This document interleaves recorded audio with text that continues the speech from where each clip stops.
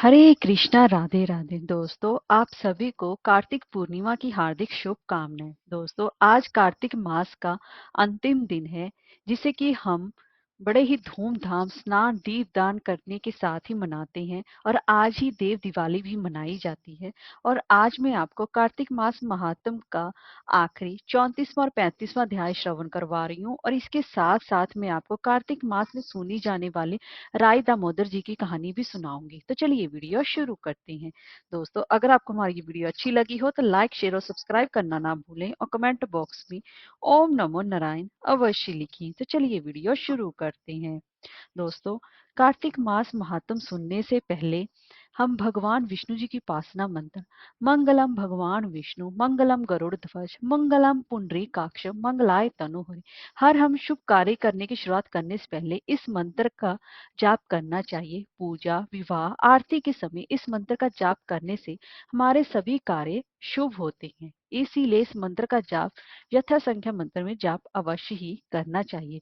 दोस्तों, अब मैं आपको कार्तिक मास महात्म का 34वां अध्याय शुरू करने से पहले अब तक हमने 33वें अध्याय में पढ़ा कि हमें कार्तिक मास उद्यापन विधि में हमें क्या क्या चीजें दान करनी चाहिए। अब हम और क्या दान करना चाहिए, अब आगे की कथा प्रारंभ करते हैं।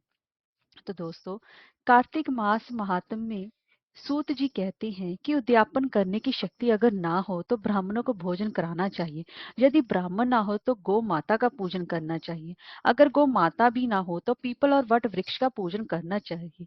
तब ऋषि पूछने लगे कि हे महाराज, सब वृक्षों में पीपल और वट को ही श्रेष्ठ क्यों माना गया है? वृक्ष तो सब समान ही होते हैं। सूत जी बोले कि पीपल विष्णु का रूप है, वट शिव का और पलाश ब्रह्मा का रूप है, इसलिए उनका दर्शन और स्पर्श सब पापों का नाश करने वाला माना गया है। तब ऋषि कहने लगे कि ब्रह्मा विष्णु शिव वृक्ष भाव को कैसे प्राप्त हुए? तब सूत जी कहने लगे, एक समय श्री महादेव जी और पार्वती जी एकांत में विराजमान थे। उस समय देवताओं द्वारा भेजे गए अग्निदेव ने उनके एकांतवास में कुछ विघ्न किया, जिससे पार्वती जी ने क्रुद्ध होकर देवताओं को श्राप दिया कि तुम वृक्ष हो जाओ। इसी शाप के वश विष्णु जी गया में पीपल, शिव जी प्रयाग में अक्षयवट और ब्रह्मा जी पलाश हुए। तब ऋषि पूछने लगे कि रविवार को पीपल का स्पर्श क्यों नहीं होता, शनिवार को अवश्य होता है, इसका क्या कारण है? तब सूत कहने लगे कि समुद्र मंथन के समय जब 14 रत्न समुद्र में से उत्पन्न हुए तो उनमें से कौस्तुभ मणि ले लक्ष्मी जी ने भगवान विष्णु जी से कहा कि हे भगवान, मेरी एक बड़ी बहन दरिद्रा भी है, ज्येष्ठा के रहते हो आप मेरे साथ कैसे विवाह कर सकते हो? तब विष्णु जी ने लक्ष्मी जी के वचन सुनकर दरिद्रता को उदालक मुनि को दिया। दरिद्रता का बड़ा मुख, काला रंग, लाल नेत्र, बिखरे हुए बाल थे। मुनि भगवान की आज्ञा अनुसार विवाह करके आश्रम में आए।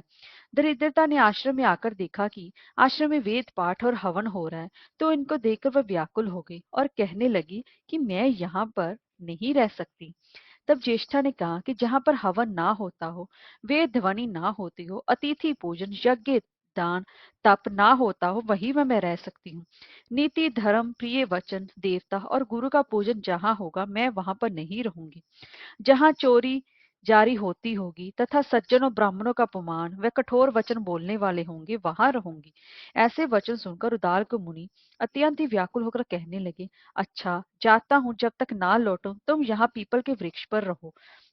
सूत जी कहने लगे। इस प्रकार उदालक ऋषि कहकर वहां से चले गए। जब दरिद्रा ने बहुत देर तक तो प्रतीक्षा की, मगर जब मुनि नहीं आए तो अपने पति के त्याग से दुखित हो वह रोने लगी। उसका रुदन लक्ष्मी जी ने बैकुंठ में सुनकर भगवान से कहा कि हे भगवान, मेरी बहन पति के त्याग से दुखित होकर रो रही है, उसे जाकर शांत करिए।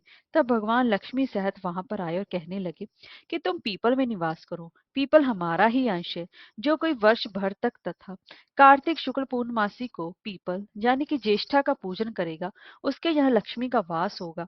जो शनिवार को तुम्हारा पूजन करेगा, उसका सूत लपेटेगा, उसके सब मनोवांछित कार्य सिद्ध होंगे। परंतु दूसरे रविवार के दिन जो पीपल का स्पर्श करेगा वह दरिद्री हो जाएगा। ऐसा कहकर भगवान अंतर ध्यान हो गए।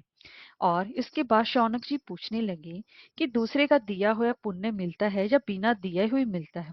सूत जी कहने लगे कि बिना दिए हुए भी मनुष्य को पाप और पुण्य दोनों ही मिलते हैं। सतयुग में एक के पाप और पुण्य कर्म करने से सारे देश को पाप और पुण्य की प्राप्ति होती है, और त्रेता में ग्राम को, द्वापर में कुल को, परंतु कलयुग में केवल करने वाले को ही पाप और पुण्य की प्राप्ति होती है। एक पात्र में भोजन करने वाले को पाप पुण्य का आधा भाग दूसरे की निंदा करने, सुनने या मन में चिंतन करने से पाप मिलता है। एक पंक्ति में बैठकर भोजन करने वाले के बीच में से जो निकल जाता है वह छठे अंश के पाप को अवश्य ही पाता है।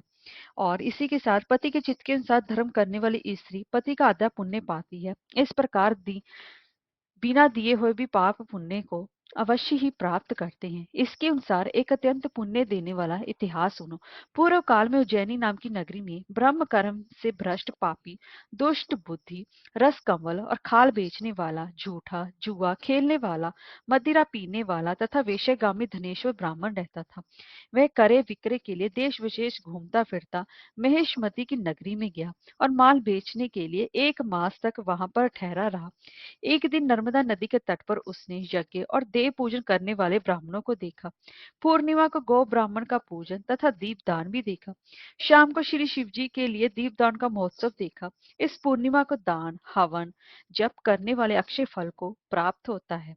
महादेव जी और विष्णु में भी जो कोई अंतर मानते हैं उनकी पुण्य क्रिया निष्फल हो जाती है। धनेश्वर ये सब उत्सव देखता रहा। उसी रात्रि को उसे एक सर्प ने काट लिया। तब कुछ मनुष्य ने उसके मुख में तुलसी दल और नर्मदा जल डाला। इसके बाद वह मृत्यु को प्राप्त हो गया। तब यमराज के दूत उसको पाश से बांधकर मारते पीटते हुए यमपुरी को ले गए। चित्रगुप्त ने उसको क्रोधित दृष्टि से देखकर यमराज जी से कहा कि महाराज, यह घोर पापी है। इसने आयु पर्यंत भी कोई पुण्य का कार्य नहीं किया।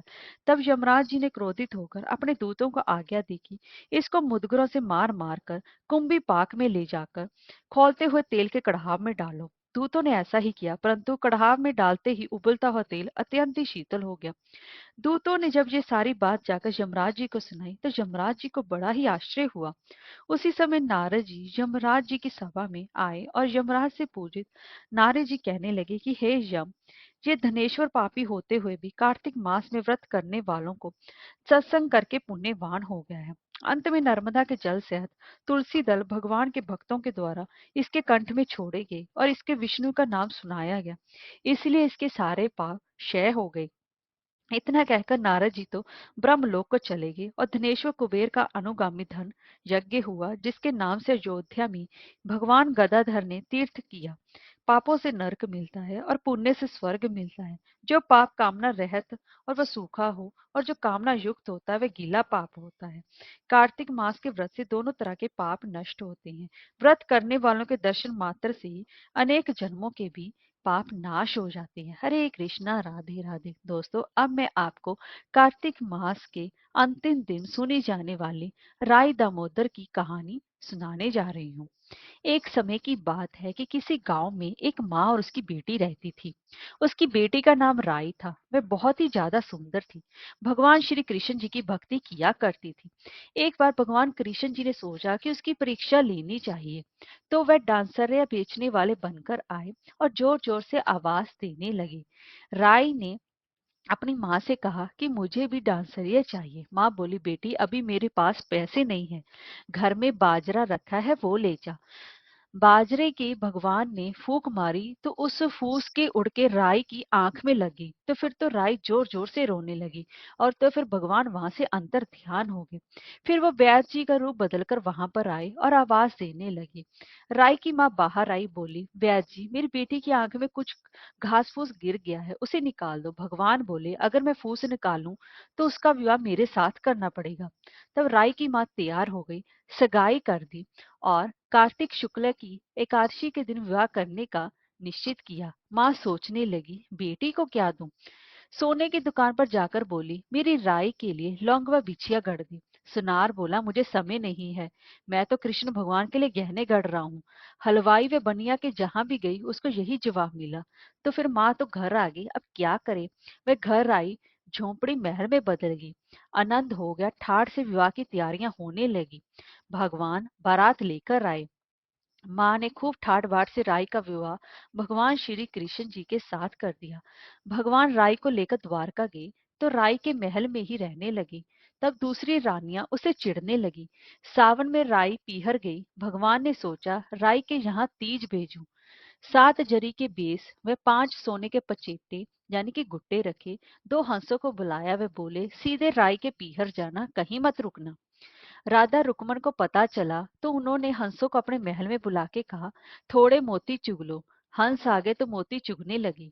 राधा रुकमन ने सारा सामान निकाल कर उसमें फटे पुराने कपड़े और 5 कांटे बांध दिए और पोटली हंसों को दे दी। हंस सामान लेकर राई के पास गए। राई खुशी से नाचने लगी। जैसे ही पेटी खोली, पांचों उंगलियों में पांचों कांटे चुभ गए। राई बहुत ही ज्यादा दुखी हुई। सावन खत्म हुआ तो भगवान लेने आए। राई भगवान से बोली नहीं। भगवान आए तो राई दूर दूर हो जाए। भगवान ने सोचा कोई बात नहीं। राई फिर भी नहीं बोले। इतने पर भी राई भगवान को अपने महल में ही खाना खिलाती, भोजन में दही जरूर देती। एक दिन भगवान बिल्ली बनकर दही खा गए। अब राई दही कहाँ से रखे। भगवान गुजरी बनकर दही बेचने आ गए। राई नीचे जाकर बोली, थोड़ा दही दे दो। गुजरी रूपी भगवान बोले, राई तुम उदास क्यों हो, हमने सुना है कि आप भगवान से नाराज हैं। राई बोली, तुझे क्या मतलब, तू जा यहाँ से। तो गुजरी रूपी भगवान बोले, हम सहेली जैसी तो हैं, मन की बात को हम किसी को नहीं कहूंगी। राय ने सारी बात कही। सुनते ही भगवान को अचंबा हुआ और वे असली रूप में आ गए और बोले कि ये कैसे हुआ, मैंने तो जरी के बेस व सोने के पचेटे भेजे थे। भगवान ने हंसों को बुलाकर पूछा, तुम कहीं रुके तो नहीं। हंस बोले, राधा रुकमन के महल में रुके और कहीं नहीं रुके। भगवान ने राधा रुकमन को बुलाया और पूछा, आपने ऐसा क्यों किया। वह बोली, आप हमारे महल नहीं पधारे इसलिए हमने ऐसा किया। भगवान बोले, आप हमको प्रेम से बुलाते तो हम जरूर आते। फिर भगवान बोले, कार्तिक का महीना राय को दूंगा, 5 दिन पचीतिया राधा रुकमन को व 11 सत्यभामा को दूंगा। भगवान ने सबको मान दिया। हे भगवान, राधा रुकमन राय को मान दिया, वैसा ही सबको देना।